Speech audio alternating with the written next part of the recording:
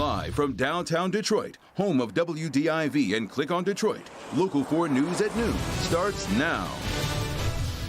Ready to reopen and running out of patience. Protests grow to lift the lockdown here at home and nationwide. We will not shut up! Even as the nation's top doctor warns about those packed demonstrations. It's devastatingly worrisome to me personally. More than 30 states beginning to scale back restrictions this week amid that pressing question, how fast is too fast? What you need to know about the pandemic and its local impact now at noon. Good afternoon, everybody. Thank you so much for joining us this noon. I'm Rhonda Walker, and the coronavirus pandemic does top our newscast. I want to get you to the breakdown of our case count across the state of Michigan. As of our last update on Sunday afternoon, there were 29 confirmed deaths from COVID-19 within a 24-hour period. In total, we have lost more than 4,000 people to this virus. Now we'll look at the case count across Michigan. We now have more than 43,000 confirmed cases, and this is up by 547 new cases that were added on Sunday. Today's case count update will come mid-afternoon, and we will bring you that update on air, online, and on our mobile app as soon as we get it. Meanwhile, the governor and the state's top medical executives say that while we are trending in the right direction with decreases in the daily cases and deaths from the virus, we are still the state with the third highest death rate. So they both say we have a ways to go. While we've seen certainly significant improvements over the past several weeks, our hospitals were over capacity, particularly in the southeast area of the state several weeks ago. We are still having parts of the state that are seeing an increase in the rate of rise of cases, and we know that their hospital capacity is not what it should be. We have to get our testing up, as I know people across the country are working on. So while we are cautiously optimistic, we still think we need to be very careful. We're in a global pandemic. This isn't something we just negotiate ourselves out of, and it's a political matter.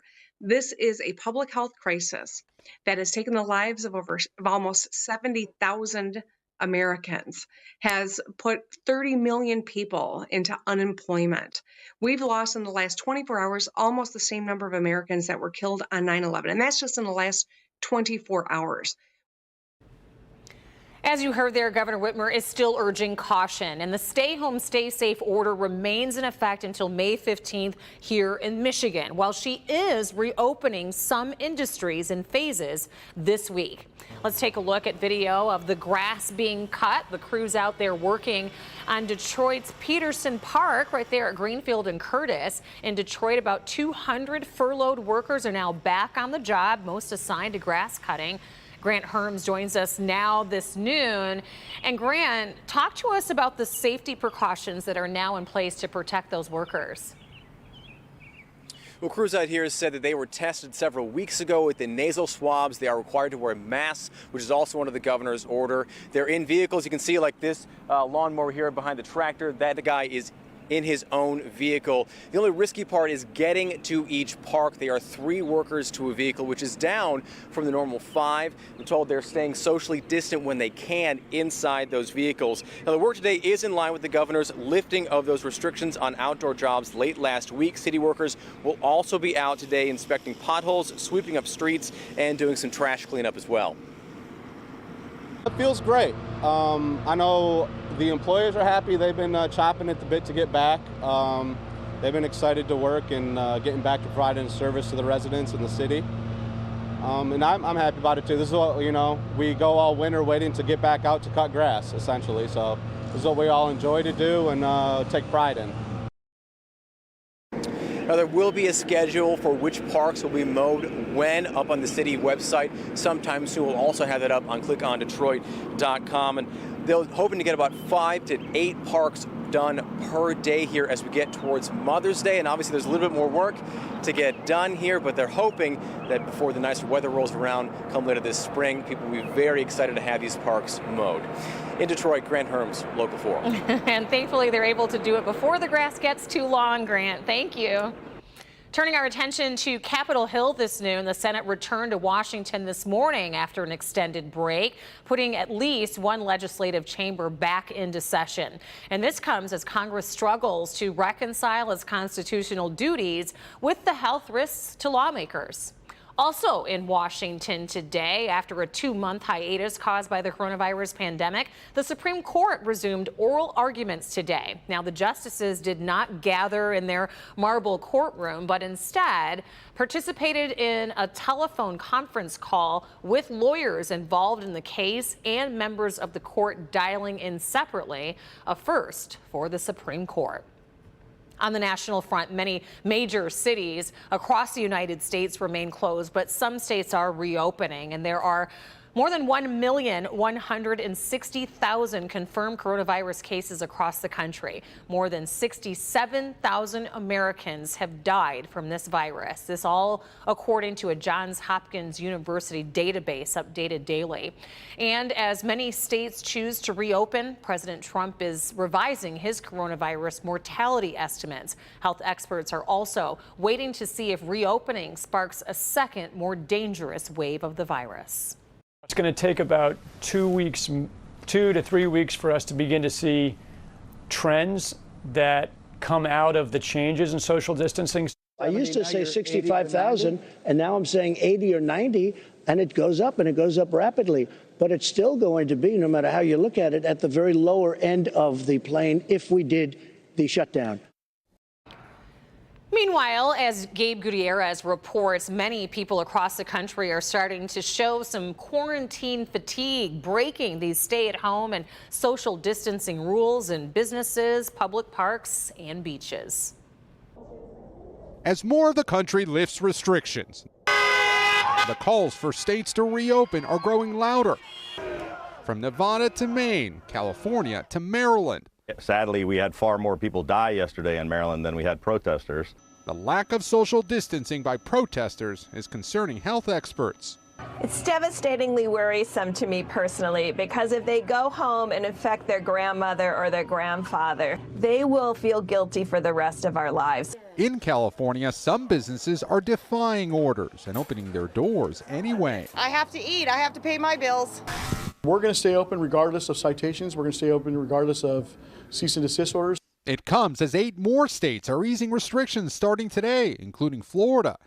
But in Clearwater, where hundreds of spring breakers force beaches to close, some residents are worried about reopening too quickly. People who are coming out here may not be so respectful of health and needs of other people, and it does concern me. Warmer weather across the country is now putting social distancing rules to the test. In New York City, 1,000 police officers patrolled busy parks. In neighboring New Jersey, golf courses and state parks reopened, seemingly just in time. With the stay-at-home order lifted in Georgia, social distancing was hard to spot at this park in Atlanta. A similar concern in Texas, where beaches reopened Friday. This emergency field hospital in New York Central Park is set to start winding down later today. It'll stop taking new patients, but the stay-at-home order here in the city is still very much in effect. Gabe Gutierrez, NBC News, New York. Gabe, thank you. We are seeing more economic impact from the coronavirus on Wall Street, with the stock market starting the new week with losses, as we take a live look at the Dow Jones Industrial Average, which started the day with a loss of more than 200 points and has continued in that range throughout the morning. One of the big drivers of the downturn is the airline stocks, and that was propelled by major investor Warren Buffett saying that his Berkshire Hathaway holding company was selling its stock in major airlines. And there's also growing concern about the rising tensions between the United States and China over the blame for the spread of the coronavirus. And also gasoline prices are rising as lockdown restrictions are lifted and more people are driving. Here in Michigan, gas prices remain more than 20 cents below the national average. As always, clickondetroit.com is packed with important information for you and your family as we all get through this crisis together. It's at clickondetroit.com/coronavirus. In sports news, we have some breaking news out of the NFL, where former Miami Dolphins head coach Don Shula has passed away. Shula is the winningest coach in NFL history with 347 career victories. In 1972, he led the Dolphins to an undefeated season that culminated with a victory in Super Bowl VII. And before he took over the Baltimore Colts in 1963, Shula was the defensive coordinator for the Lions for 2 seasons. He was inducted into the Pro Football Hall of Fame in 1997.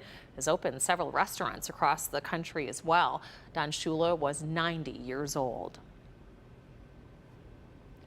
New this morning in Oakland County, deputies in charge after accidentally shooting a pregnant teen during a traffic stop. Christopher Cadati, he was charged with careless discharge of a firearm. Investigators say that on March 9th, police tried to do a traffic stop when the car slowed and the driver jumped out. The deputy's gun went off as he was getting out of his car, hitting the female passenger. Both the girl and the unborn baby, though, are okay. If convicted, he does face 2 years in prison. Still to come here at noon, Governor Whitmer speaking out about the sexual assault accusations against former Vice President Joe Biden. Plus, it's primary election day tomorrow across Metro Detroit, so we'll take a look at what's on the ballot after the break. But first, over to Brandon with a look at our Monday forecast following a gorgeous weekend. Yes, happy Star Wars Day, everybody. We're looking at frost freeze concerns. What about any wet weather? Listen, may the 4th be with you. Next.